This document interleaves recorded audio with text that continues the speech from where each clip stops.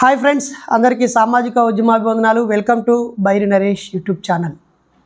ఇప్పుడు మీరు చూస్తున్నది ఒక వర్తమాన భారతదేశానికి సంబంధించిన వర్తమాన సమాజాన్ని మీకు చూపించడం కోసం చేస్తున్న ఒక ప్రయత్నం. దీనిని ఒక సీరియలే అనుకోండి, లేదా బతుకు జట్కా బండో, లేకపోతే ఇంకేదో ఒక ప్రోగ్రాం లాగా మీరు భావించండి. ఇది బైరి నరేష్తో ఫోన్ ఇన్ కార్యక్రమం. గుర్తుపెట్టుకోండి, నాకు బాగా పరిచయం ఉన్న వాళ్ళని ఒక్కరిని కూడా నేను ఫోన్లోకి తీసుకొని లైవ్గా తీసుకుంటాను. ఎవరైనా కొత్త పర్సన్, అన్నోన్ పర్సన్ మొదటిసారిగా నాకు ఫోన్ చేసే వాళ్ళవి మాత్రమే నేను ఇలా చేస్తాను. అది కూడా వాళ్ళ అనుమతి తీసుకొని వాళ్ళ బాధలు, వాళ్ళ గాథలు మనం సమాజానికి చెప్పడానికి ఉపయోగపడతాయి అనుకున్నవి మాత్రమే నేను వాళ్ళతో మాట్లాడి రికార్డు చేసి ఈ సమాజం ముందు పెడుతున్నాను. మీరు మీ పనులు చేసుకుంటూ, మీ ఉద్యోగాలు, మీ చదువులు, మీ జీవితాలను మీరు హ్యాపీగా గడుపుతూ కాస్త విరామ సమయం దొరికితే ఏవైనా సీరియల్ చూడడమో, వెబ్ సిరీస్ చూడడమో, ఇంకేదైనా వినోదం కోసం YouTube, Facebook, WhatsApp, Twitter, Insta ఏదైనా చూసే అలవాటు ఉన్న వాళ్ళు మన ఈ యూట్యూబ్ ఛానల్లో మరి ఈరోజు బైరి నరేష్ ఎవరితో మాట్లాడారు, తాను మాట్లాడింది నిజాయితీగా ఉందా, ఎదుటి వ్యక్తి చెప్పేది వాస్తవమా కల్పితమా, మీరు సమగ్రంగా చూసి ఆలోచించండి. మనం అనుకుంటున్నట్టుగా మనకు ఫోన్ కాల్ వస్తూనే ఉంది. ఇప్పుడే అతనికి నంబర్ ఇచ్చాను. హాయ్ బ్రదర్, నమస్తే. నమస్తే నమస్తే అన్న, ఒక్క నిమిషం అలాగే లైన్లో ఉండండి. మిత్రులారా, నేను ఈ వీడియో ఫోన్ ఇన్ కార్యక్రమాన్ని మొదలుపెట్టినప్పటి నుండి వేరువేరు జిల్లాలు, వేరువేరు వృత్తులు, వేరువేరు ప్రాంతాలు, అనేక భిన్నమైన జీవితాల్లో నుంచి వ్యక్తులని ఎంచుకొని వాళ్ళతో మాట్లాడుతూ ముందుగానే వాళ్ళ అనుమతి తీసుకొని వాళ్ళు మాట్లాడే విషయాన్ని నేను నా ఫోన్ కెమెరాని పెట్టుకొని వేరే ఫోన్లో నుంచి వాళ్ళకి ఫోన్ మాట్లాడుతూ ఉన్నాను. నేను వాళ్ళందరినీ ఒకటే కోరుతున్నాను, మీ బాధని ఉన్నది ఉన్నట్టుగా చెప్పండి, కల్పితం చెప్పకండి.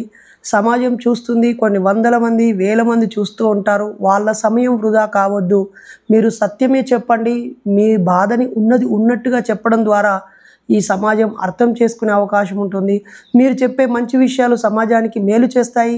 మీరు చెప్పే ఇబ్బంది కలిగిన విషయాలు కనువిప్పు కలిగి మరొకరు అలా మోసపోకుండా ఉపయోగపడతాయి. దయచేసి అబద్ధాలు చెప్పొద్దని, నేనైతే ఎవరి పక్షం కాదు. నేను ఈ సమాజానికి మీరు చెప్పాలనుకున్న విషయాన్ని చెప్పడానికి, లేదా నేను ఒంటరి వాడిని కాదు, నాలాంటి వాళ్ళు సమాజంలో చాలామంది ఉన్నారు అని మీ అందరికీ తెలియజేయడం కోసమే ఈ వీడియో చేస్తున్నాను.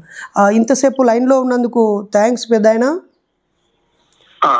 అన్నగారు, మీ పేరేంటన్నా? నాది బూరు కిరణ్ కుమార్ అండి, కందుకూరు, వేంసూరు మండలం. బూరుగు బూరుగు కిరణ్ కుమార్, ఎస్సీ మాల. ఓకే, బూరుగు కిరణ్ కుమార్ గారు, మీ కులం అడగలేదు కానీ మీరే ఓపెన్గా చెప్పారు. చెప్పడం తప్పు కాదు, అడిగే ఉద్దేశంలో తప్పు ఉంటే తప్పు. అబద్ధం చెప్పడం కుదరదు. ఓకే, ఎస్సీ మాల కులానికి చెందిన మీరు ఖమ్మం జిల్లా వేంసూరు మండలము, కందుకూరు గ్రామం, కందుకూరు అనే గ్రామము. బూరుగు కిరణ్ కుమార్. ఓకే ఓకే, మాకు బిరుదు కిరణ్ కుమార్ అని నాగర్ కర్నూలులో సైన్స్ టీచర్ ఉంటాడు. సో మీరు బూరుగు కిరణ్ కుమార్ గారు. మీ వయసు ఎంత ఉంటుందండి? నాది 52 అండి. 52 ఓకే, ఒక నిండు జీవితం, పెద్ద వయసు వాళ్ళే.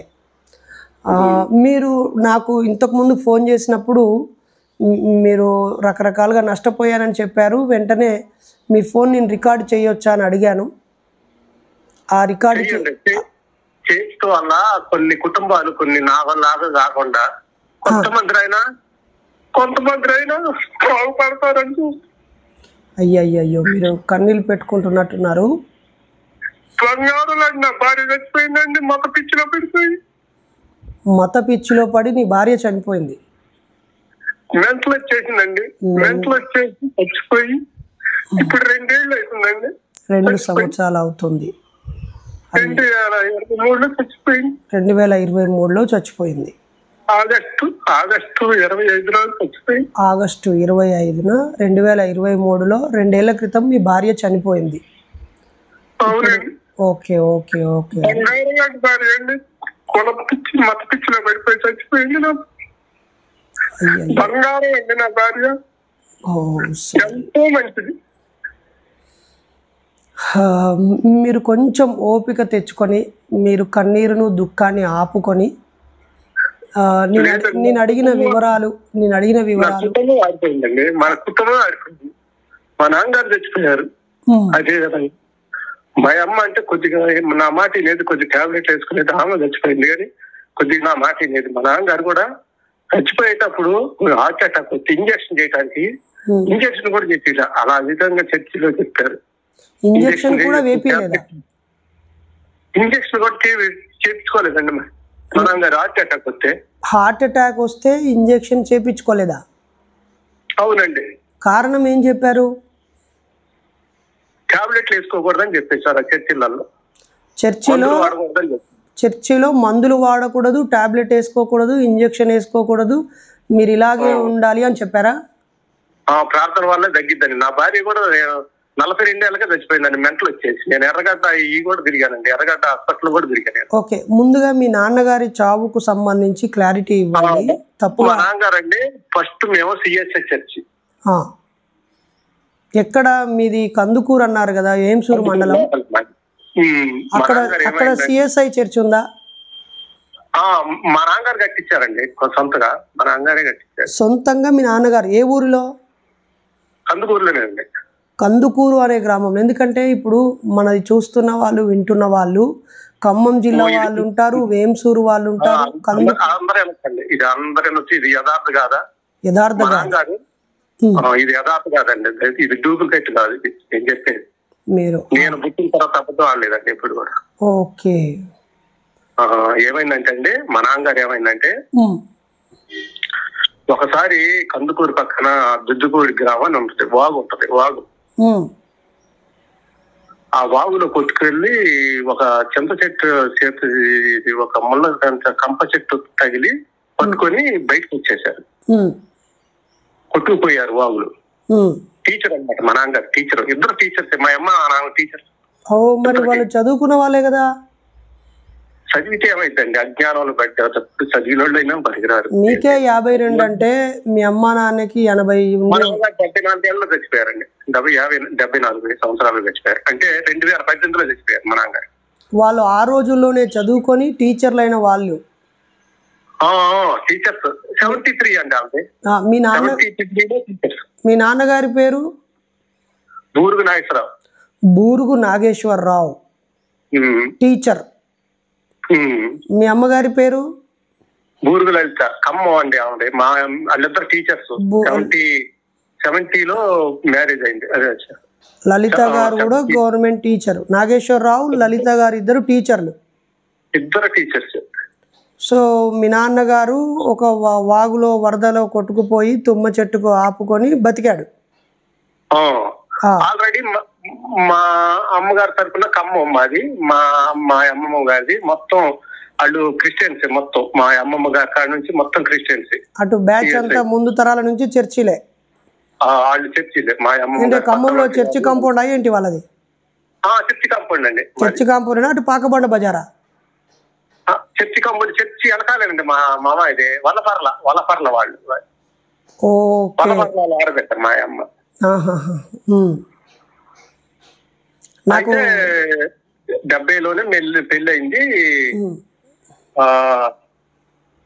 మీరు 72లో మీరు పుట్టిల్లు? ఏంటండి? 72లో మీరు పుట్టిల్లు? నేను 70. మా ఊడు ఒకటి ఉండండి, అన్న ఉండవు. 70-71లో పుట్టానండి. మ్యారేజ్ ఉందండి. మ్యారేజ్ అయిన తర్వాత మా ఊడు పుట్టింది. మా ఊడి తర్వాత నేను 3 ఏళ్ళకి పుట్టా. అంటే అది 72 నవంబర్. అంటే 3 ఏళ్ళు. 70 చిల్లర అనుకుంటా, 70లో అనుకుంటాను మ్యారేజ్. ఓకే. సో మీ నాన్నగారు చర్చి కట్టించారు? చెప్తానండి, మొత్తం చిన్నగా చెప్తాను. స్పీడ్గా చెప్పండి, ఎందుకంటే మన మాటలు వినేవాళ్ళు కానీ చూసేవాళ్ళు కానీ. అయితే ఆ విధంగా మా నాన్నగారు కొట్టుకుపోయారు. ఏదో దేవుడు నమ్మకం మీద ఆయన ఇక క్రిస్టియన్ మతంలో వచ్చేసింది. అంటే డీప్ గా, అంత ముందు ఏమి లేదు, కొద్దిగా డీప్ వచ్చేసింది. డీప్ వచ్చిన తర్వాత అక్కడ మా ఊర్లో చర్చిలో కొద్ది తేడా వస్తే మా నాన్నగారు ఒక హ్యాండ్ వేసి ఒక చర్చి దాన్ని పునర్నించారు. 2 గ్రూపులు తేడా వస్తే మా నాన్నగారు కట్టారు అన్నమాట. ఓకే. గుడి. ఓకే, పక్కూరు చర్చికి వెళ్ళాడు, అక్కడ తేడాలు వచ్చినాయి. ఇంకా ఆయన దశమ భాగం ఇచ్చుకుంటూ పోయిరు వీళ్ళిద్దరు టీచర్లు. ఆ, ఇవి అయితే ఇక ఆయన అక్కడ విభేదాలు రావడంతో ఆ సిఎస్ఐ చర్చి నుంచి బయటకు వచ్చి మీ కందుకూరులో 2 చర్చిలు కట్టారు. 2 చర్చిలు ఉన్నాయి అక్కడ. 2 చర్చిలు కట్టారు.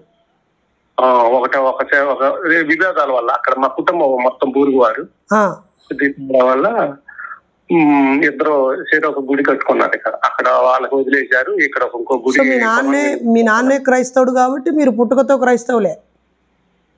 అవునండి, నేను పుట్టుకొస్తాను. పుట్టకే మాది. మీ అమ్మ వాళ్ళైతే 2-3 తరాల నుంచి క్రైస్తవులే. అది వాళ్ళు మొత్తం మా అమ్మమ్మ వాళ్ళ తరఫు మొత్తం సిఎస్హెచ్ అక్కడ ఖమ్మం. కిరణ్ గారు, మీరు నాకంటే 10 ఏళ్ళు పైన పెద్దవాళ్ళు. నేను ఒక ప్రశ్న అడుగుతాను, తప్పుగా అనుకోవద్దు. చెప్పండి. మరి క్రైస్తవం వల్లే అంటరాని జాతులని గుడిలోకి రానిచ్చారు, చర్చిలోకి రానిచ్చారు, కౌగిలించుకున్నారు, పట్టడు అన్నం పెట్టారు, మంచి బట్టలు ఇచ్చారు, అనారోగ్యం వస్తే వైద్యం ఇచ్చారు, చదువుకోవడానికి పుస్తకాలు ఇచ్చారు, స్కూళ్ళు పెట్టారు, హాస్పిటల్ పెట్టారు. క్రైస్తవము సమాజానికి సేవ చేసింది అని ఇప్పుడు అందరు అంటున్నారు కదా. మరి మీరేమో హాస్పిటల్కి తీసుకుపోలేదు మా నాన్నను, ఆయన ఇంజెక్షన్ కూడా వేసుకోలేదు, హార్ట్ అటాక్ వచ్చి చచ్చిపోయాడు అంటున్నారు. నేను అనేది ఏంటంటే సిఎస్ చర్చ్ అండి, అది అయిపోయింది. అది ఫస్ట్ భాగం అయిపోయింది. రెండో భాగంలో పెంతెకోస్తు మిషన్ అని చింతలపూడి చర్చికి వెళ్తాం మొదలు పెట్టారు. ఇది ఒక 15 సంవత్సరాల క్రితం జరిగింది ఇది. ఓకే. ఇక దాంట్లోకి వెళ్ళిన తర్వాత డీప్కి వెళ్ళిపోయారు. అంతకుముందు బాగుండేవాళ్ళు, ఇంటికి వచ్చేవాళ్ళు, మన ఆదివారం వచ్చేవాళ్ళు, మన అందరి కొంచెం ప్రేర్ చేసేవాళ్ళు, చేసేవాళ్ళు నడిపారు. కొంతమంది కొన్ని సంవత్సరాలు నడిపేశారు. పెంతెకోస్తు మిషన్ అని చింతలపూడి గుడికి వెళ్తే మొదలు పెట్టారండి 15 సంవత్సరాల క్రితం. అక్కడ మొదలైంది మా పట్టణం. ఓకే. మీరు పాత చర్చిలో పాత యేసు ప్రభువుని నమ్మితే అయిపోయేదేమో కదా. నా కుటుంబం బాగుండేదండి. కుటుంబం అక్కడ ఉంటే బాగుండేది. ఏదో ఆదివారం వెళ్ళాను, ఏదో దండం పెట్టుకొని వచ్చాను, మా కార్యక్రమాలు ఏదో చేసుకున్నాను. ఇదేమైందంటే మా నాన్నగారు రిటైర్డ్ అయిపోయిన తర్వాత ఇక మొదలు పెట్టారు. వేరే గుడి పెంచుకొస్తు మిషన్ అని మొదలు పెట్టారు. వెళ్తాం మొదలు పెట్టిన తర్వాత కొంతకాలం మా అమ్మ మా నాన్నగారు ఏదో రిటైర్డ్ టీచర్ కదండి, రిటైర్డ్ అయిపోయారు. వెళ్తాం మొదలు పెట్టారు. సరే, బాగానే ఉంది. దానికి నా భార్య అలవాటు అయిపోయింది ఆ చర్చి కాదు. వీళ్ళు డీప్కి వెళ్ళిపోయారండి. మా ఫ్యామిలీ మొత్తం ఇక దాంట్లో లీనం అయిపోయారు. టాబ్లెట్ వేసుకోకూడదు, టాబ్లెట్ వల్ల ఉపయోగం ఉంది. ఈ విధంగా మరి ఏం చెప్పారో ఏం తెలీదు. నేను దాన్ని ఎవేట్ చేసాను. ఎప్పుడు కూడా నేను కొద్దిగా మీట్ అయితే కొద్దిగా ఆలోచిస్తుంది, దేవుడు లేడని నా మనసులో అయితే ఉండేది. కానీ వీళ్ళని ఎప్పుడు కూడా నేను వ్యతిరేకించేవాడిని కాదు. మరి మీ పెళ్లి క్రైస్తవ పద్ధతిలోనే అయ్యిందా? క్రైస్తవ దాంట్లోనే నేను కొద్దిగా ఎవేట్ చేసేవాడిని. ఇవన్నీ వద్దు, నీకు ఇష్టమైతే నా భార్యకి చెప్పుండండి, నీకు ఇష్టమైతే ఆదివారం వెళ్ళు, దండం పెట్టుకుని రా, అంతేగాని ఉపవాస ప్రార్థనలు ఇవన్నీ చెయ్యొద్దని చెప్పిందండి. మీ ఆవిడ ఎప్పుడైనా ఉపవాస ప్రార్థనలు చేసిందా? 2012లో అండి ఉపవాస ప్రార్థనలు. మెంటల్ వచ్చింది 2012లో. నా భార్యకి మెంటల్ వచ్చింది. దేనికి మెంటల్ వచ్చింది? ఉపవాస ప్రార్థనలో చేయటం వల్ల.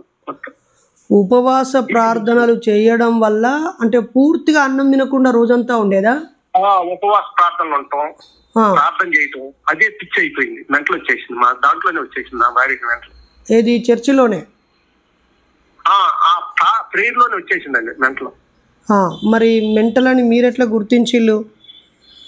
తీసుకెళ్ళండి, నేను హాస్పిటల్ తీసుకెళ్ళాను.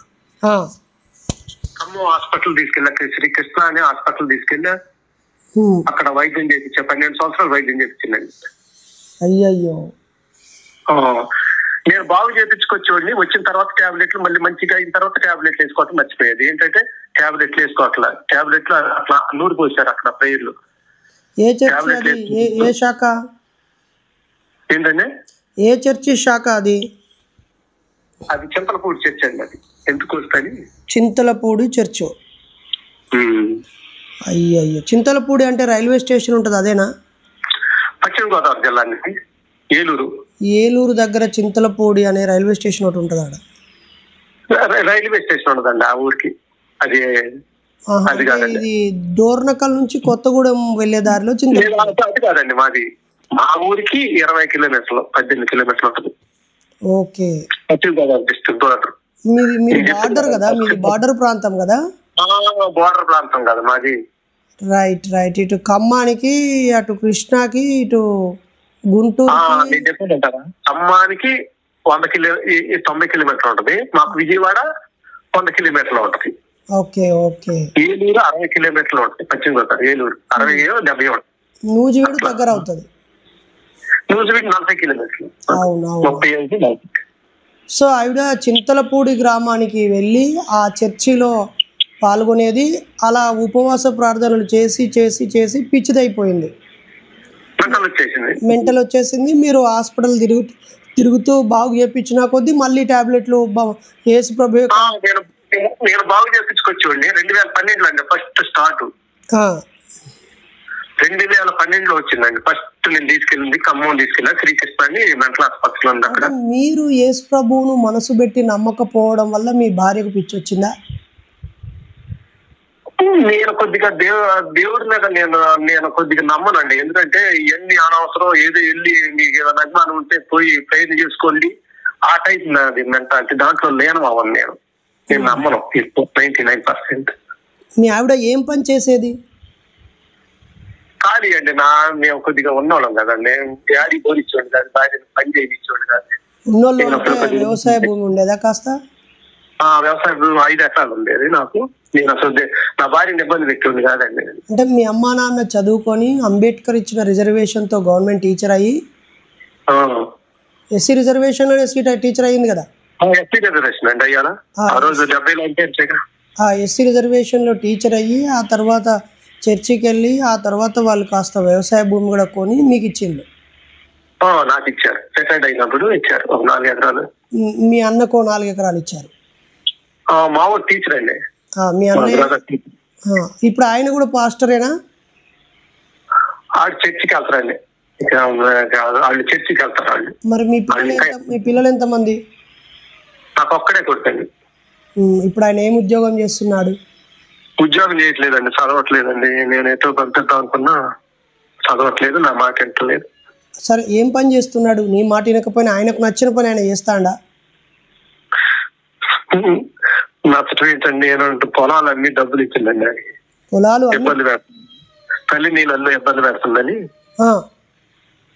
ఎకరం భూమి ఇచ్చి 10 లక్షల దాకా ఇచ్చి, భూమి అమ్మి 1 ఎకరం భూమి ఇచ్చి డబ్బులు కూడా ఇచ్చారు ఆయనకి. 10 లక్షలు క్యాష్ ఇచ్చిందండి. భూమి అమ్మి ఎందుకు? ఇబ్బంది పెడుతుంది, తల్లి నీళ్ళల్లో ఇబ్బంది పెడుతుందని. ఏదైనా వ్యాపారం చేయడానికి ఇచ్చారా?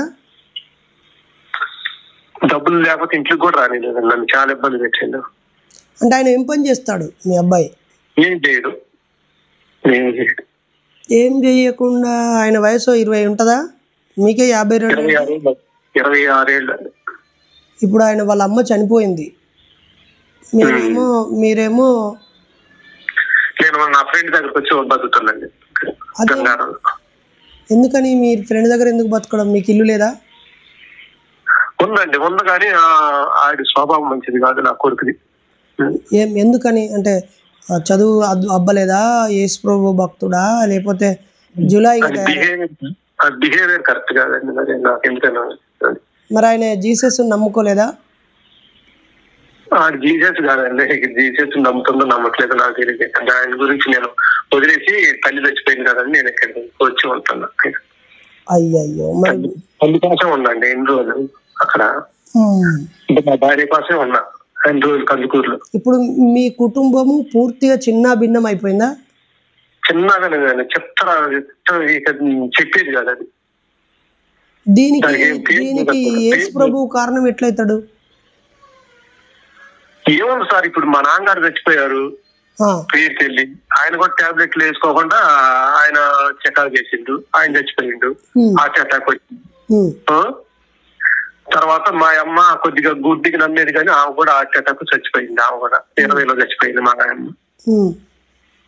ఉన్న భార్య మెంటల్ ఆల్రెడీ 2012లోనే వచ్చింది. ఆమెను చూసుకుంటా ఎర్రగడ్డ తీసుకెళ్ళండి, బాగు చేపించా. మళ్ళీ తీసుకెళ్తే టాబ్లెట్లు వేసుకునేది కాదు టయానికి. మళ్ళీ ఇదే సరిపోయింది 12 సంవత్సరాలు నాకు. టాబ్లెట్లు వేసుకోకపోవటం వల్ల తాకం, టాబ్లెట్లు వేసుకోకుండా ఉంటే మళ్ళీ జబ్బు చేసేది. ఈ విధంగా గడిపే కొంతకాలం.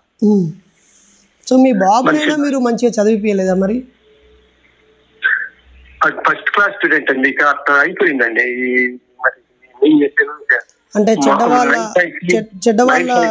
చెడ్డ వాళ్ళ స్నేహం చేసిండా, మద్యానికి బానిస అయ్యిండా? ఇక చెడు వ్యసనాలు బానిస అయ్యిందనిపించింది. అయ్యయ్యో, ఇప్పుడు ఏ ఇంట్లో ఉంటున్నాడు మరి మీ అబ్బాయి? మా ఇంట్లోనే ఉంటాడు, అక్కడే ఉంటాడు. మరి తినడానికి, పని చేయడానికి పనులు ఏం ఎట్లా? డబ్బులు ఇచ్చింది కదండి, 10 లక్షలు. మరి ఇంట్లో ఉంటాడు. అంటే ఇప్పుడు ఆయనకు ఒక జీవితం ఆశయమో, ఒక పని లేదా ఒక ఇలా బతకాలి అనే కోరికను, ఎలా బతకాలి, బంధువులు, మిత్రులు, అమ్మ నాన్న, ఈ రిలేషన్స్ ఇవేవి లేవా ఇప్పుడు ఆయనకి? లేవండి, నేను తెచ్చేసుకున్నా. మరి నన్ను ఇబ్బందులు పెట్టినాడు. మరి మీ స్నేహితుడికి మీరు భారం అవుతలేరా 52 ఏళ్ల వయసులో? భారం అంటే ఇక ఆయనే ఉండండి నాకు. లాస్ట్ నేను ఆయన లేకపోతే ఎప్పుడు చచ్చిపోయిన ఆత్మహత్య చేసుకున్నాండి. అయ్యయ్యో, అట్లా చనిపోవడం పరిష్కారం కాదు. కానీ అయితే ఆయన గురించే ఆయన నన్ను చూసిందండి. కాపాడేళ్ళు. నా ఫ్రెండ్ ఇంగ్లాండ్ లో ఉంటాడండి. ఓకే, ఇంగ్లాండ్ లో ఉంటాడు. కాదు, మీరు కాస్తో కూస్తో ఉన్నోళ్ళు, ధనవంతులు కదా. ఏమైందంటే ఈ దీంట్లోనే పోయింది, ఆస్తి కొంత పోయింది. ఇట్లా అదే.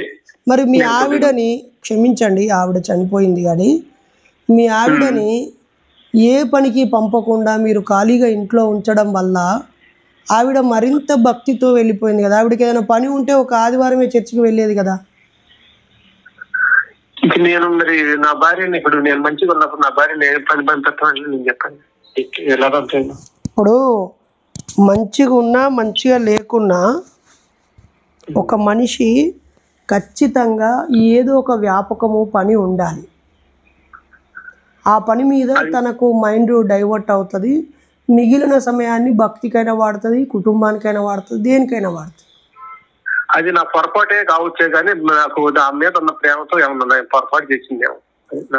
మీకు ఏక సంతానం, ఒకరే బాబుతో ఆపారా? ఆపినండి. 97లోనే ఆపేసాను. నాకు 96 లో మ్యారేజ్ అయింది. 97 నవంబర్ నాకు కొడుకు అంటే ఒక్కరితో ఆపేసాను. నేను కొద్దిగా ఆదర్శం వచ్చిందండి. ఒక్కడు కావాలని, జనాలు వద్దని. నేను ఆ విధంగా కదా,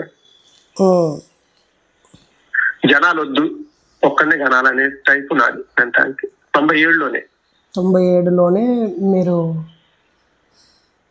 28 ఏళ్ల క్రితమే మీరు చైతన్యంతో ఆలోచించి ఒక్క బాబు చాలనుకున్నారు. ఒక్కరితోనే ఉండాలని అంతే. ఎవరైనా మగైనా ఆడైనా ఒక్కళ్ళే, ఆ టైప్ అంటారు. ఇప్పుడు మీ కుటుంబం చిన్న భిన్నం అవడానికి అక్కడున్న పాస్టర్లు చెప్పిన పిచ్చి మాటలు కారణం అయితే గానీ యేసు ప్రభువు ఎట్లా కారణం అవుతాడు? ఏం లేదండి, ఆ చర్చికి వెళ్ళటం వల్ల అయిందండి. దాంట్లో బ్రెయిన్ అయిపోయిందండి. బంగారం తీసేసిందండి. నేను కొన్న బంగారం, నాలుగు తీసేయటం, తెల్ల బట్టలు వేసుకోవటం, అట్లా అయిపోయింది మనిషి. అంటే ఆమె ఇతరుల ఇళ్ళకి వెళ్ళేదా ప్రచారం చేయడానికి మీ ఆవిడ? అసలు ఖాళీ ఉండదండి. శుక్రవారం, ఆదివారం సెలవు, ఇవన్నీ ఉపవాస ప్రార్థనలు ఈ దాంట్లో లీనమైపోయిందండి. మద్రాసు వెళ్తాం, పెంతుకోస్తు మిషన్ అని మద్రాసులో ఉండేది, హెడ్ క్వార్టర్ మద్రాసు. అటు చర్చికి వెళ్తాం. ఇక ఈ విధంగా ఆయన రూట్లోకి వెళ్ళిపోయింది. టాబ్లెట్లు వేసుకోకూడదు నాకే బాగా, దానికి ఇక దాంట్లో డీప్ వెళ్ళిపోయిందండి. మరి తను పాస్టర్ గా మారిందా? పాస్టర్ కాలేదండి, కాకపోతే టాబ్లెట్లు వేసుకోదు, ప్రార్థన చేయటం. ఇక అదే నేనే దేవత అనే స్థాయికి వచ్చేసింది లాస్ట్. అవునా? నేనే దేవత అనే టైప్కి వచ్చింది. లాస్ట్ కి నన్ను వదిలిపెట్టే టైప్ కూడా వచ్చేసింది లాస్ట్ కి. ఏమనేది వదిలిపెట్టడం అంటే? దేవుడిని గుడికి వెళ్ళకోకుండా నేను తగువ పెట్టుకుని 2 సార్లు కొట్టిందండి వాస్తవంగా. అయ్యో, తప్పలా. బంగారం తీసేయటం, నాలుతాడు తీసేయటం, మరి మంగళసూత్రం తీసేయటం, బంగారం పెట్టుకోవటం. అప్పుడే నాలుతాడు, నల్లబోసల గొలుసు, జోడు, చెవులకి లింకులు ఇవన్నీ చేపించా ఆ రోజున నేను 97లోనే. ఉమ్, ఇవన్నీ తీసేయటం వల్ల నేను 2 సార్లు ఆమె నిర్బంధించి కొట్టా. ఉమ్. అవసరమైతే నన్నైనా వదిలిపెడతాను, అందుకని దేవుని వదిలిపెట్టాను. అంటే ఈ బంగారం ఇచ్చి కొడుకునిచ్చి పెళ్లి చేసుకున్న నిన్నైనా వదిలిపెడతాను కానీ యేసు ప్రభువుని వదిలిపెట్టాను అన్నది. అందుకని మరి ఇంత మంచి భక్తురాలికి పిచ్చి రావడం ఎందుకు? యేసు ప్రభు ఆయనని కాస్తానన్నా నువ్వంటే చెడ్డోడు కావచ్చు, లేదా దైవ భక్తి లేదు కావచ్చు, నీకు సైతాన్ని పట్టింది కావచ్చు. ఆ తల్లి అంటే మీ భార్యనైనా తను కాపాడుకొని రక్షించుకొని తన మార్గంలో పెట్టుకోవాలి కదా. ఇక అది దాంట్లోకి వెళ్ళిపోయిందండి, లీనం అయిపోయింది,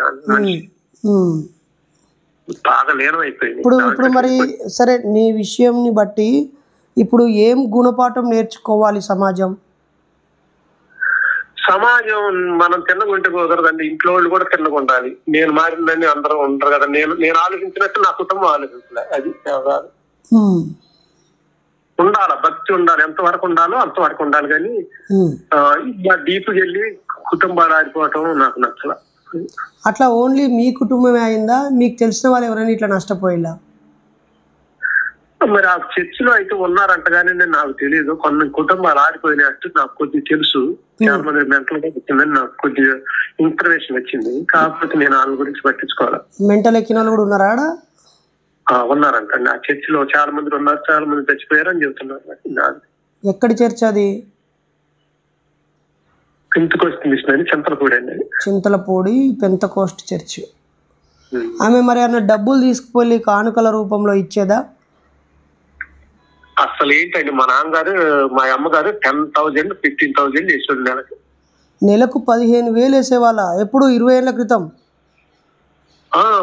15-20 ఏళ్ల క్రితం ఇద్దరు గవర్నమెంట్ టీచర్లు వాళ్ళ దశమ భాగం 17 సంవత్సరాల నుంచి 17 సంవత్సరాల క్రితం నుంచే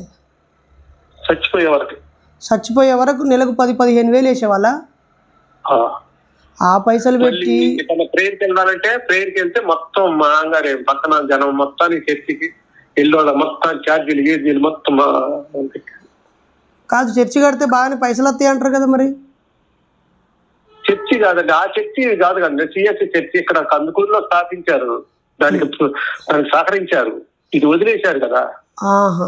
అయితే ఇప్పుడు మరి అసలు మీ అమ్మా నాన్నకి అంబేద్కర్ ఐడియాలజీ, బుద్ధిస్ట్ ఐడియాలజీ లేదండి, వాళ్ళకి లేదు అసలు. అంటే కొద్దిగా మా నాన్నగారికి అభిమానం ఉండేది కానీ మా అమ్మకి అది కూడా ఉండేది కాదు. అభిమానం అయితే ఉండేది. మా అమ్మగారు వాళ్ళు ఎవరు అభిమానించేవాళ్ళు అంటే ఎక్కువ అంబేద్కర్ ఒక లెవెల్లో అభిమానించేవాళ్ళు, ఇందిరాగాంధీ కుటుంబాన్ని అభిమానించేవాళ్ళు.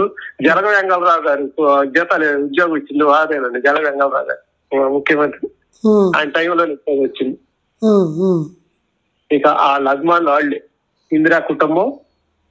ఇంకా కాంగ్రెస్ అనుకూల కుటుంబం అన్నమాట. అంటే ఇందిరా కుటుంబం అంటే బాగా ఇష్టం. ఇందిరాగాంధీ కుటుంబం అంటే చాలా ఇష్టపడే వాళ్ళు. మరి ఈ క్రమంలో ఇప్పుడు అడిగితే ఇచ్చేవాళ్ళు అండి, అంబేద్కర్ జయంతికి వాటికి డబ్బులు కావాలంటే ఇచ్చేవాళ్ళు. ఈ డబ్బులు ఇచ్చుడు అగిదాలుగా ఫస్ట్ మనుషులు పాల్గొంటే మనుషులలో కలుగుతారు మనుషులు. మీరు ఎప్పుడైనా మరి అంబేద్కర్ సంఘాలలో కానీ విగ్రహం పెట్టించారా? ఎప్పుడు? నాకు అయ్యో, నా ఫోను కట్ అయిపోయింది ఫ్రెండ్స్. మళ్ళీ చేస్తాడు ఆయన, లేదంటే ఆయన ఫోను స్విచ్ ఆఫ్ అయి ఉండొచ్చు. ఏదేమైనా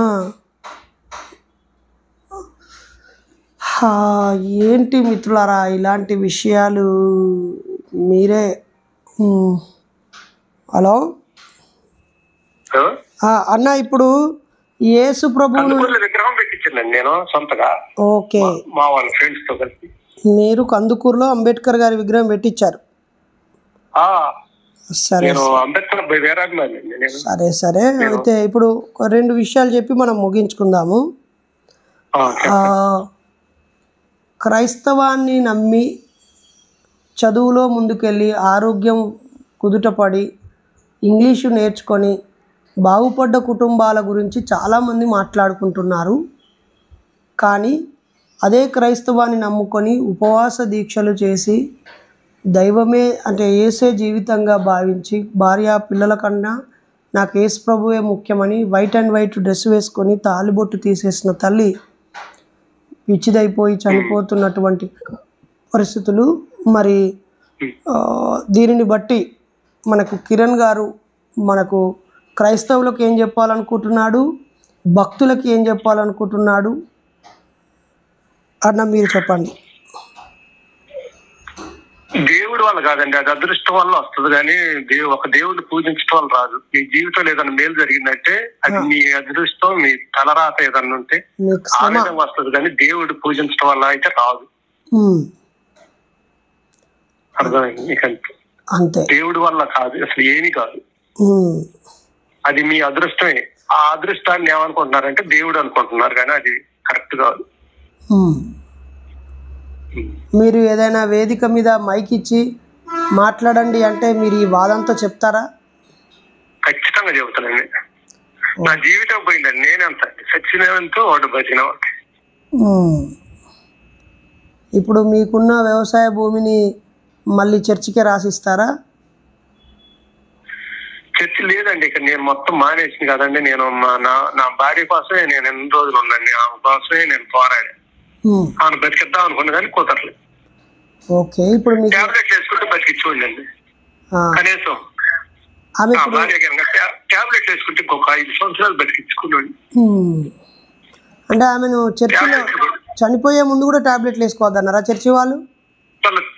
హాస్పిటల్కి వెళ్తే ఈ సెలూన్ లాగి పడేసేది, టాబ్లెట్లు వేసుకునేది కాదు. అసలు ఎంత చికాకు చేసేది అనుకుంటున్నారు. నా భార్య ఎర్రగడ్డ హాస్పిటల్లో 100 మందితో సమానం. నా భార్య 100 మంది అయినా ఒకటే, నా భార్య అంతా ఒకటే. అంత చికాకు చేసేది. 100 మంది పేషెంట్స్ అయినా ఒకటే, నా భార్య అంత చికాకు చేసేది. అయినా తట్టుకొని బాగు చేసి కాదు. మరి ఎంతో మంది పిచ్చి వాళ్ళని యేసయ్య బాగు చేస్తాడంటారు. అదంతా అదే నేను అనేది, అంతా ఉత్తదేనండి. ఇవన్నీ వేస్ట్ ఉత్తదే. ఏమన్నా పాస్టర్లు కాదు మీరు సార్, నేను ఒకటి అనుకుంటాను. నేను ఏ దేవుడు అయినా సరే నేను మామూలు దండం పెట్టాలని ఏమనుకోను. కానీ నేను ఏమనుకుంటా తెలుసా, మీరు ఒక 10,000 పెట్టి దేవుడికి అవి చేస్తారు, ఇవి చేస్తారు, మళ్ళీ అనుకోకూడదులేండి. దేవుడి గురించి ఖర్చు పెడతారు చూసారా, ఖర్చు పెడతారే 10,000, 20,000, 50,000. నేను వాళ్ళని అమాయకులు చూస్తానండి. వాళ్ళని అమాయకులు అనుకుంటారు. నేను ఒక రకమైన జబ్బు వచ్చింది నా భార్యకి. జబ్బు నేను ఒకటే అనుకున్నాండి, నా భార్యని ఏం చేయలేక, కొట్టలేక, తిట్టలేక నా భార్యకి జబ్బు చేసింది అనుకున్నా. జబ్బు చేసిన వాళ్ళు ఏం చేస్తున్నా. ఓకే, మరి నా నంబర్ మీకు ఎలా దొరికింది? మీరు చూస్తారండి, నేను మీ చూస్తాను. అవునా? ఎప్పటి నుంచి కార్యక్రమాలు? ఎంతకాలంగా మీరు మా యూట్యూబ్ ఛానల్ చూస్తున్నారు? నేను ఫస్ట్ నుంచి కూడా కొద్దిగా మీట్ అయిపోయిందంట నాకు. నేను మీ కాలేజీ 18 సంవత్సరాలు ఉన్నప్పుడే నా కాలువ ఘటన, ఇప్పుడు నేను హాస్టల్లో ఉండండి కల్లూరులో, ఆ కాలువ ఘటన, ఈ చేపడతానం చేయటం, బొమ్మ దాంట్లో ఇవన్నీ వస్తే నేను అవన్నీ తన్నేసేవాడిని. అవసరం తన్నేసేయండి, ఇవన్నీ నమ్మనని. ఆ విధంగా నా 18 సంవత్సరాల కాడి నుంచి నాకు దేవుడు అనేది లేదనేది నాకు కొద్దిగా నమ్మకం. కాకపోతే మీరు వచ్చారు నాకు తర్వాత, మీరు నాకు పరిచయం, మీ ఇజోత్వం మొదలు పెట్టింది. నాకు ఫస్ట్ నుంచి కూడా నాకు ఇవన్నీ నమ్మకం ఉండదు. ఎందుకు టైం వేస్ట్ చేస్తున్నారు అనిపించేది నాకు. టైం ఎందుకు వేస్ట్ చేస్తున్నారు? చాలా రోజుల నుంచే మా వీడియోలు చూస్తున్నారు కానీ మాకు ఫోన్ చేయలేదు. చేయలేదు. కాకపోతే మీ టైప్ అది మెంటాలిటీ. నేను దేవుడిని నమ్మను. ఎక్కడన్నా ఏదన్నా రోడ్డు మీద ఉన్నా కూడా ఆడొద్దు అన్నా కానీ నేను తొక్కించుకొని వెళ్తా. బండి కానీ కాళ్ళతో తన్నేస్తా. దాన్ని అట్టుకోకూడదు అంటే నేను దాన్ని తందుకుంటూ వెళ్తాను. ఆ టైం. మరి మీరు ఎప్పుడు బైబిల్ చదవలేదా? చర్చికి ఎప్పుడు వెళ్ళలేదా? బైబుల్ లేదు, ఏం లేదు. నేను చిన్నప్పుడు వెళ్ళండి టాపాసులు కాల్చడానికి, క్రిస్టమస్కి వెళ్ళండి. అది క్రిస్టమస్కి వెళ్ళండి, ఆ బాంబులు కాల్చోండి, వచ్చేవాడి అంతే. డీప్గా వెళ్ళండి కాదు. మీరు సండే బైబిల్ స్కూల్ కి వెళ్ళలే? అయితే బైబిల్ స్కూల్ ఇవన్నీ నేను వెళ్ళండి. అసలు ఆదివారం వెళ్తే కష్టం, ఒక పండుగ రోజు. మరి మీ భార్య అంత భక్తురాలు కదా, మరి మీ కొడుకుని యేసు మార్గంలో పెంచలేదా?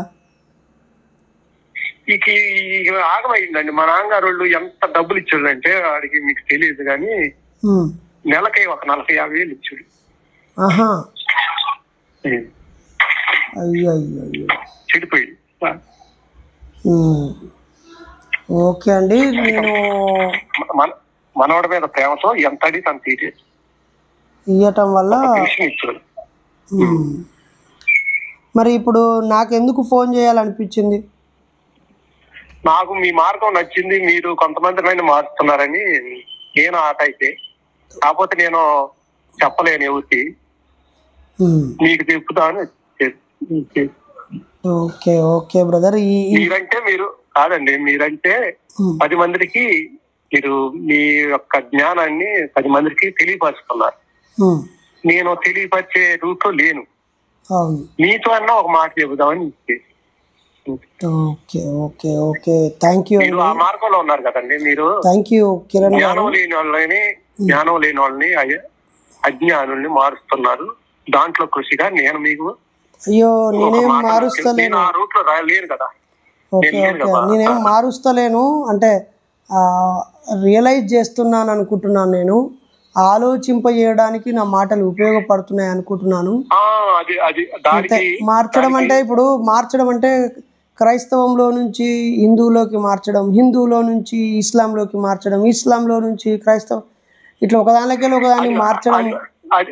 అది కాదు. మీరు జ్ఞానవంతులు చేస్తున్నారు అందరినీ. థ్యాంక్ యూ అన్నగారు. నేను ఎప్పుడైనా ఆ సత్తుపల్లి పరిసర ప్రాంతాలకు వచ్చినప్పుడు మీరు ఏం అక్కర్లేదండి. సత్తుపల్లి వచ్చారంటే నాకు ఫోన్ చేస్తే మీ దగ్గరే ఉంటా. 10 నిమిషాల్లో ఉంటా. Okay, thank you. మీతో కలుస్తా. బూరు కిరణ్ కుమార్ అని చెప్తా. నేను మీకు 52 ఏళ్ళే కాబట్టి మీరు ఇంకా నిండు 100 ఏళ్ళు అంటే ఇంకా 50 సంవత్సరాలు మీరు. వద్దు సార్, నాకు ఆ విధమైన జీవితం కూడా నాకు వద్దు. అసలు నాకు ప్రశాంతంగా పోవాలని ఉంది. నాకు బతకాలని కూడా లేదు నాకు. అయ్యో అట్లేం ఆలోచించకండి. మీరు చేయాల్సిన పని ఎంతకాలం ఉంటే అంతకాలం బతుకు, అంతేగాని నాకు బతకాలని లేదండి. నా భార్యతోనే అయిపోయింది నా జీవితం. అట్లా మరి మీ ఆవిడ నిన్ను అట్లా అనుకోలే కదా? యేసయ్య తన జీవితం అనుకుంది, ఆధార్లోనే వెళ్ళింది. ఆమె చనిపోతూ కూడా నేను యేసయ్య దగ్గరికే పోతున్నా అనుకున్నది. మీరు మాలాంటి ఆలోచనలు ఉన్న వాళ్ళు కాబట్టి ఇప్పుడు మీరు చేయాల్సిన పని మీ బాబుని రకరకాల రూపాల్లో అతని దగ్గర అయ్యి అతన్ని చైతన్యపరచుకొని మెరుగుపరుచుకొని మీ ఉన్న 4 ఎకరాల భూమిని మళ్ళీ సరిగా సాగులో పెట్టుకొని, మీ అన్నగారు టీచర్ అన్నారు కాబట్టి ఆయన సహాయం మొత్తం లేదు. నా భార్య ఒక 30 ఉందండి, ఎకరం భూమి ఉంది. నా భార్య ఇంకా ఎకరం ఉందండి, దిద్దుపూడిలో ఉంది. కాబట్టి ఇప్పుడు ఏది అమ్మేసినా మీరు ఈ రోజు నుంచి ఒక కొత్త పనిని, ఒక అలవాటుని చేసుకొని మీరు సమాజానికి ఉపయోగపడేలాగా బతకాలని మనసారా కోరుతూ మీరు ఇంతసేపు మాట్లాడినందుకు ధన్యవాదాలు సార్. ఉంటాను మరి. సార్ నేను చెప్పేది నేను ఉపయోగపడలేదండి. మీలాంటి వాళ్ళు నాకు ఉంటే కాదు. నేను ఉపయోగపడలేనని అనుకుంటున్నాను. నేను రిటైర్డ్ అయిపోదాం అనుకుంటున్నాను. దేంట్లో కూడా నేను చేయలేను. ఎందుకంటే మీలాంటి వాళ్ళు ఉంటే మంచిదని నేను కోరుకుంటున్నాను. నేను థ్యాంక్ యూ సార్. ఉంటాను మరి. ఓకే. Thank you.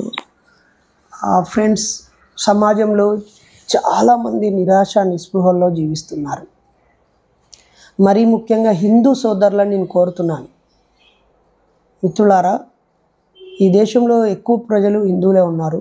మన తెలుగునాట ఇంకా అత్యధిక మంది హిందువులే ఉన్నారు. దేవుడికి దండం పెట్టుకోవడమో, దీపం పెట్టుకోవడమో, ఫోటో పెట్టుకోవడమో, పండగ రోజు పండగ చేసుకోవడం వల్ల పెద్ద నష్టమేం లేకపోవచ్చు. కానీ ఆ నమ్మకం వెనకాల ఉన్న మూఢనమ్మకం వల్ల దయ్యాలు, భూతాలు, మంత్రాలు, తంత్రాలని చాలా డబ్బులు నష్టపోతున్నారు మన ప్రజలు. అలాగే దేవుళ్ళకి అప్పులు చేసి దేవుళ్ళకి కొలవాల్సిన పరిస్థితిని తీసుకొస్తున్నారు.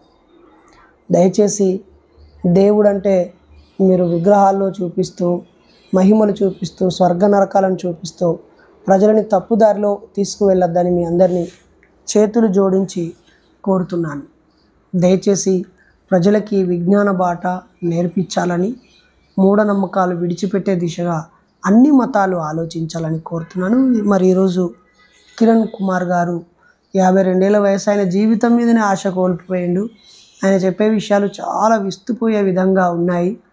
అయితే మీకు అనిపించవచ్చు, నరేష్ ఏంటి హిందూ మతంలోని లోపాలని చూపించినందుకు ఆయనపై దాడి జరిగింది, జైలుకు వెళ్ళొచ్చాడు, ఇప్పుడు ఇక మళ్ళీ క్రైస్తవం లోపాలను చూపిస్తున్నాడు అని దయచేసి అనుకోకండి. నాకు ఒక మతం స్నేహం కాదు, ఒక మతం శత్రువు కాదు. ఆయా మతాలలో ఉన్న అన్ని రకాల లోపాలు, మూఢనమ్మకాలని సరిదిద్దుకోవడానికి మీరే ఎక్కువ పని చేయాలని మీకు గుర్తు చేయడానికే నేను సమాజ శ్రేయోభిలాషిగా ఉన్నాను. అంతే. నేను ఈరోజు జీవించి ఉన్నాను అన్నా లేదా గౌరవించబడుతున్నాను అన్నా బాబాసాహెబ్ బాటలో నేను నడవటము, బుద్ధుడిని మనసులో తలుసుకొని ఆయన దారిలో వెళ్ళటమే కారణం. కాబట్టి నాకు 190% మంది అంబేద్కరిస్టులే నన్ను కాపాడుతారు, నన్ను చూసుకునేవాళ్ళు. కాబట్టి అంబేద్కరిస్టుల్లో ఎస్సీ పీపుల్లో ఎక్కువ మంది క్రిస్టియానిటీని నమ్ముతున్నారు. అలా అని క్రిస్టియానిటీలో ఉన్న లోపాలను మెచ్చుకోవాలనో వాటిని దాచిపెట్టాలనో క్రైస్తవంలోని లోటుపాట్ల గురించి చర్చించొద్దని అనుకోవడం సరైంది కాదు. బాబాసాహెబ్ అంబేద్కర్ గారే క్రైస్తవం మీద క్లియర్ కట్ ఒపీనియన్ని ఇచ్చాడు. కాబట్టి నేను బాబాసాహెబ్ బాటలోనే ఉన్నాను తప్ప బాబాసాహెబ్ బాటలో ఉన్న మెజారిటీ ప్రజలు క్రైస్తవాన్ని నమ్ముతున్నారు కాబట్టి క్రైస్తవంలోని లోటుపాట్లు మాట్లాడడం ద్వారా నేను కొంతమందికి దూరం అవుతానని నేను అనుకోవట్లేదు. విజ్ఞతతో ఆలోచించాలని మనసారా మీ అందరినీ కోరుకుంటున్నాను. మరో ఫోన్ కాల్తో మళ్ళీ మీ ముందుకు వస్తాను. ఇది ఒక వెబ్ సిరీస్ లాగా భావించండి. ఇది వర్తమాన సమాజం. దీనికి ఒక ప్రోగ్రాం పెట్టాను, ఫోన్ ఇన్ అనే కార్యక్రమం కాకుండా వర్తమాన సమాజం. మీరు ఖాళీగా ఉన్నప్పుడు, ఫ్రీగా ఉన్నప్పుడు ఒక్కో ఎపిసోడ్ చూస్తూ వాళ్ళ బాధలు, వాళ్ళ గాథలు వినండి. కొన్నిసార్లు సీరియల్ చూస్తూ ఉన్నప్పుడు ఒక 15 నిమిషాలే సీరియల్ వస్తుంది, కానీ 15-20 నిమిషాల యాడ్స్ వస్తాయి. మళ్ళీ రేపు మళ్ళీ అదే సీరియల్ కోసం నెక్స్ట్ ఎపిసోడ్ కోసం ఎదురు చూస్తూ ఉంటారు. కానీ ఇక్కడ మనకు ప్రతి 30 నిమిషాలు, ప్రతి 40 నిమిషాలు ఒక సబ్జెక్ట్, ఇది ఒక లెసన్ అనుకోండి. నేను ఏ చిన్న ఎడిట్ లేకుండా పెడుతూ ఉన్నాను, మీరు గమనించండి. ఇవన్నీ కూడా స్వయంగా లైవ్ ఫోన్ మాట్లాడినటువంటి వాళ్ళ ఆర్ద్రతని వివరిస్తూ ఉన్నాను. మెకానికల్గా స్క్రిప్ట్ ఏం లేదు, లేదా ఏమైనా కాపీ కొట్టుకోవడమో, డైరెక్షన్స్ వాళ్ళకి ఇవ్వడమో, లేకపోతే ఈ చర్చని డైవర్ట్ చేసి ఎవరినో గుచ్చుకొని బాధ పెట్టుకోవాలని నాకేమాత్రం లేదు. ఇది వర్తమాన సమాజం. ఈ వర్తమాన సమాజాన్ని మీరు అర్థం చేసుకోవడం కోసం మీ ముందుకు వస్తూనే ఉంటాను.